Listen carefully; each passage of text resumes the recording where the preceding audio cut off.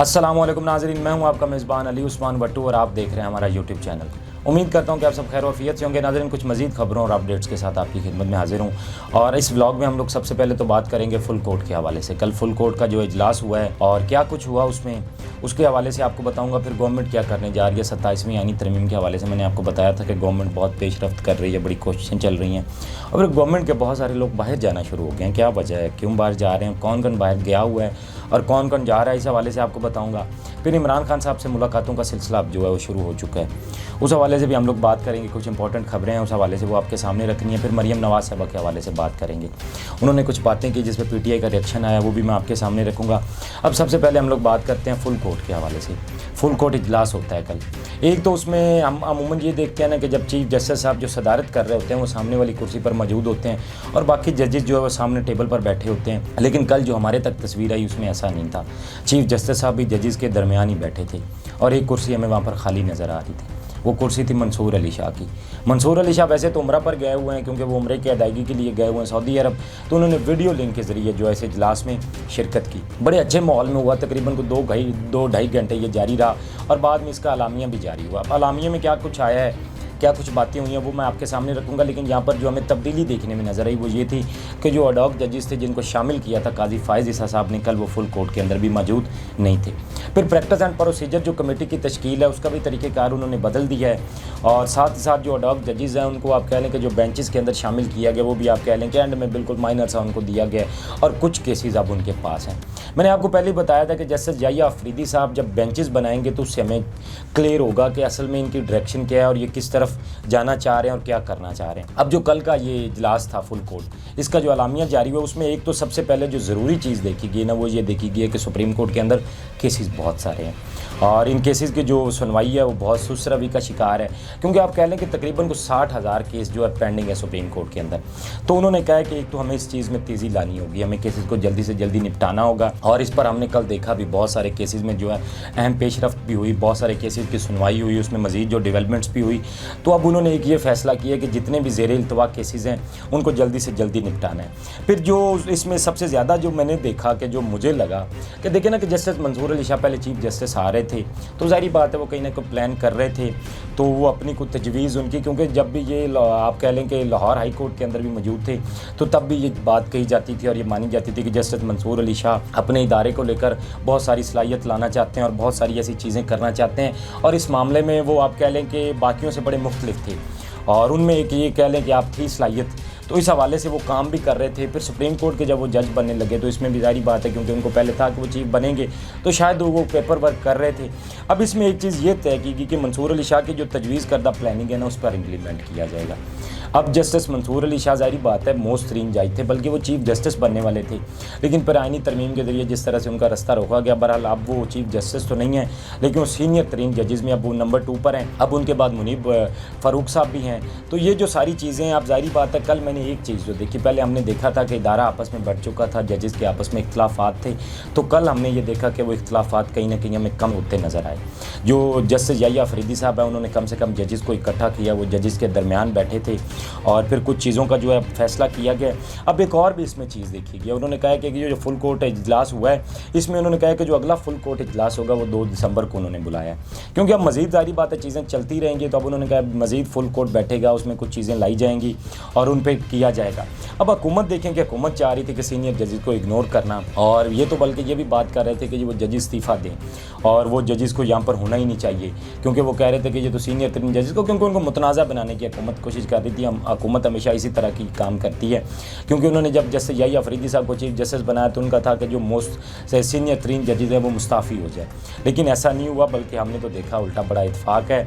और जिस तरह से अब मैंने देखा कि कल का जो अलामिया था उसमें तकरीबन 2-3 जगह पर जस्टिस मंसूर अली शाह का जो जिक्र हुआ और उनको बड़ा एडमायर किया गया। ज़ाहिर बात है अब देखें कि आप जो उनकी तजवीज़ करदा चीज़ें आप उन पर इम्प्लीमेंट होने जा रहे हैं, तो हुकूमत कहीं ना कहीं अब देखें कि जिन जजेस को आप कह लें कि वो साइड लाइन करना चाह रही थी अब वो जजेस जो है वो बैठे हैं चीफ जस्टिस साहब के साथ ही, और वो सारी चीज़ें मिल बांट कर जो है वो करेंगे और वो एक प्लान के साथ इन चीज़ों को लेकर आगे बढ़ेंगे।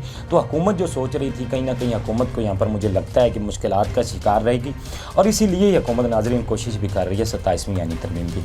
अब जो आईनी बेंच है उस हवाले से भी अगर हम लोग बात करें तो आईनी बेंच की जो बातें चल रही थी अभी सलामी में तो उसकी कोई जिक्र ही नहीं किया गया। अब या तो होता कि कोई आईनी बेंच के हवाले से बात होती और कुछ भी कोई जिक्र होता उसका, लेकिन ऐसा तो हमने इसमें देखा ही नहीं है। इसमें तो सारी उन्होंने अपने केसेस के हवाले से बात की और सुप्रीम कोर्ट में किस तरह से बेहतरी लानी है, जजेस ने क्या कुछ करना है, उस हवाले से इसमें बातें हुई। आईनी अदालत की तो कोई बात ही नहीं हुई। फिर प्रैक्टिस एंड प्रोसीजर जो कमेटी है उसकी तश्कील भी उन्होंने अब तब्दील कर दी है।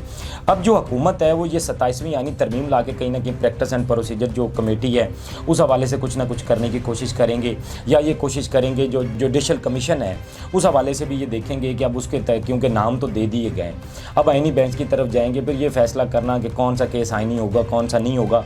तो इस हवाले से अब तक हुकूमत बहुत परेशान है। हुकूमत चाहती है कि 27वीं आईनी तरमीम की जाए जिससे कुछ चीज़ें उनके कंट्रोल में आ सके। हुकूमत का ये प्लान ज़रूर है, इस पर बात भी की गई, और अब मज़ीद आने वाले दिनों में भी आप लोग देखेंगे कि इस पर हुकूमत आपको काम करती नज़र आएगी।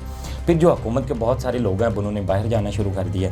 पहले मियाँ साहब गए, लंदन गए, अब लंदन से वो अमेरिका पहुँच चुके हैं। वो अमेरिका क्यों गया इस हवाले से भी आपको बताऊँगा, लेकिन वो अमेरिका चले गए। बिलावल भुट्टो साहब पहले दुबई गए, दुबई से पता चला कि वो भी अमेरिका चले गए।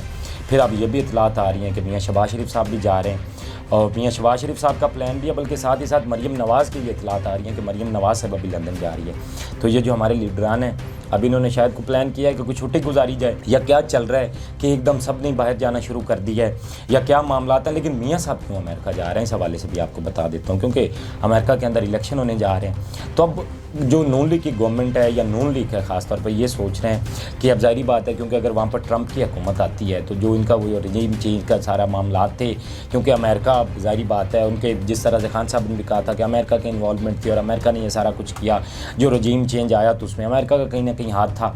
तो अब ज़ाहिर बात है जब गवर्नमेंट चेंज होगी तो नई गवर्नमेंट जो अपनी नई पॉलिसी लेकर आएगी, तो नून लीग इस हवाले से चाहती है कि ज़ाहिर बात है कुत्ता को दो करके को बातचीत की जाए और इन मामला को हल किया जाए। अब इसलिए जो है ना मियाँ साहब ने यह प्लान किया कि वो लंदन से अमेरिका चले गए। अब मियाँ साहब वहाँ पे देखें कितने दिन रहते हैं, क्या कुछ होता है, क्या इसमें पेशरफ्त होती है, जो भी इंशाल्लाह डेवलपमेंट्स होंगी वो भी इंशाल्लाह आपके सामने रखूँगा।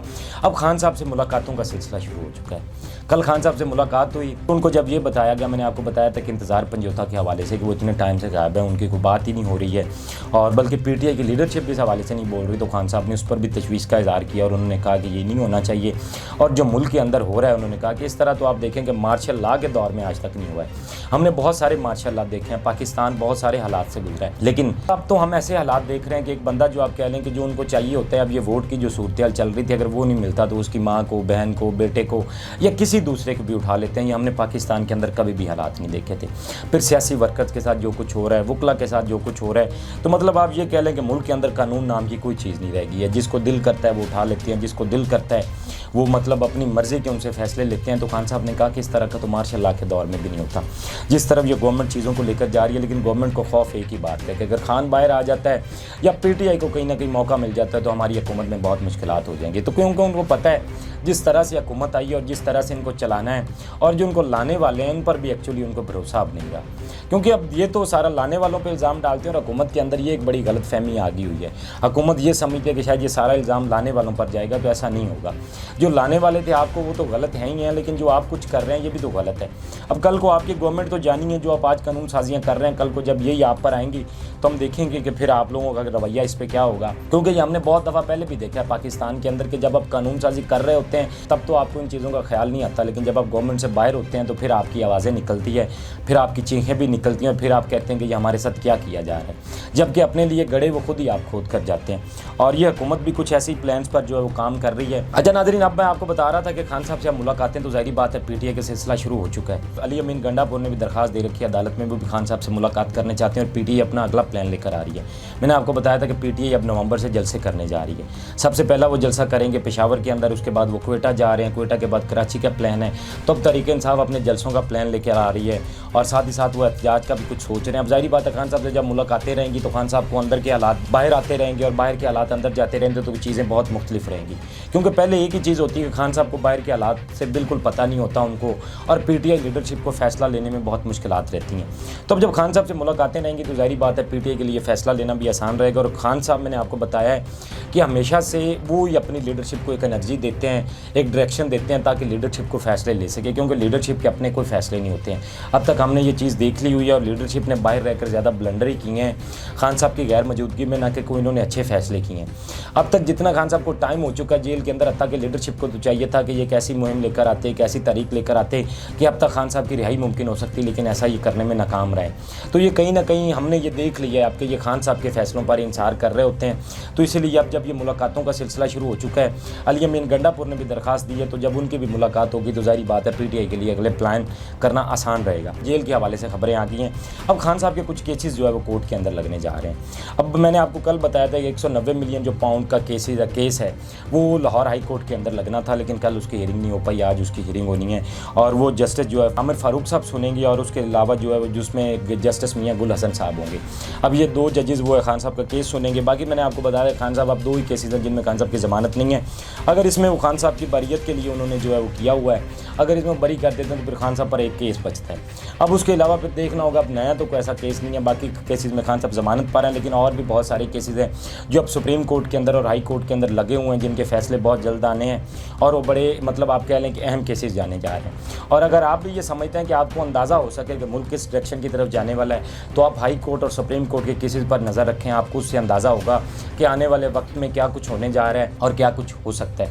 ये नाज़रीन कुछ डेवलपमेंट्स थी जो कि ख़ास तौर पर तो ये फुल कोर्ट के हवाले से था, क्योंकि हुकूमत ने बहुत कुछ सोचा था लेकिन हमें वैसा होता नज़र नहीं आ रहा। और मैंने आपको बताया था कि जस्टिस जाहिया अफरीदी साहब जो है वो आकर मुख्तलिफ भी हो सकते हैं। अब तक तो खैर चीज़ें खुलकर सामने आएंगी। ये पहला फुल कोर्ट बेंच था। फुल कोर्ट मतलब उन्होंने आप कह लें कि इजलास बुलाया था, फिर उसके अलावा बेंचेस बनने हैं, तो बहुत सारी चीज़ें अब मज़ीद हमें पता चलेंगी। ये नाज़रीन कुछ डेवलपमेंट्स थी जो मैंने आपके साथ शेयर किए हैं। अपने फीडबैक से हमें ज़रूर आगाह कीजिएगा। अब तक के लिए इतना ही। अपने मेज़बान को दीजिए इजाज़त। अल्लाह निगहबान। इस तरह की और वीडियोस देखने के लिए सब्सक्राइब कीजिए हमारा चैनल और देखते रहिए PSPKG न्यूज़।